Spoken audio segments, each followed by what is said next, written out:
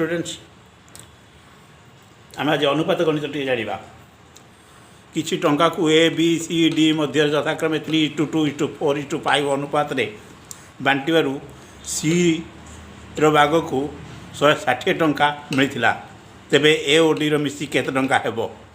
प्रश्न अच्छी A B C D मध्य किसी टंका बंटागला तार अनुपात हूँ 3:2:4:5 तेबे सी को जब 160 टंका मिली तेल ए डी मिसी केते टंका हम अर्थात ए और डी केते टंका लेखा पाई।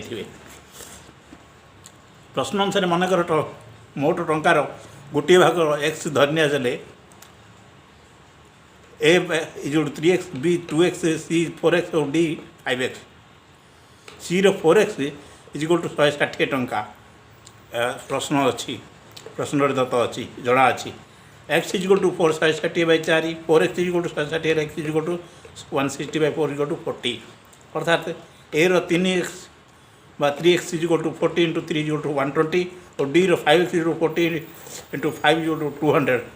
प्रश्न अनुसार ए और डी मिसी केते टंका हम प्रश्न अच्छी तेणुक ए रो 120 टंका डी रो 200 टंका मिसी मोट ए प्लस डी रो टंका मिसिले 120 + 200 इजिकल टू 320 टंका आंसर हम अर्थात ए डी रो मिसी 320 टंका हेब।